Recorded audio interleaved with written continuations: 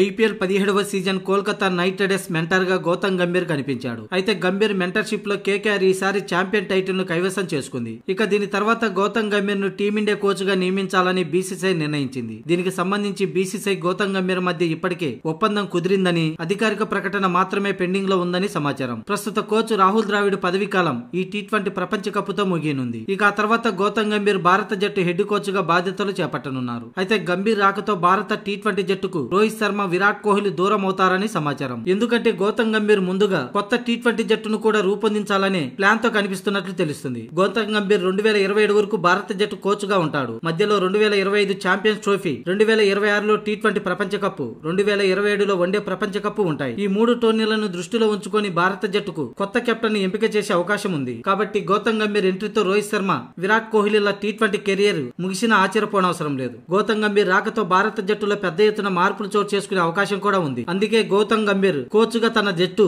యువ ఆటగాళ్లతో టీ20 జట్టును తయారు చేసేందుకు మొగ్గు చూపే అవకాశం ఉందని, అందులోనూ ఫాస్ట్ ఫార్మేట్ లో తన ప్రణాళికల్లో చాలా మార్పులు చేసే అవకాశం ఉన్నట్లుగా తెలుస్తుంది. అలాగే టీమిండియా తరపున గౌతమ్ గంభీర్ అటు వన్డేలోను టెస్టులోను కూడా ఎంతో అద్భుతమైన ప్రదర్శన చేశాడు. అందులోనూ గౌతమ్ గంభీర్ కి ఆ 2 ఫార్మేట్లలో కూడా మంచి అవగాహన ఉంది. అందుకే 3 ఫార్మేట్లలో టీ20, వన్డే, టెస్టుల్లో గౌతమ్ గంభీర్ కోచ్ గా ఉంటే టీమిండియా ఖచ్చితంగా ఐసీసీ టైటిల్ పక్కగా గెలుస్తుందనే ధీమా వ్యక్తం అవుతుంది. ఏది ఏమైనా తన రాకతో మాత్రం టీమిండియాలో చాలా మార్పులు చోటు చేసుకునే అవకాశం ఉంది.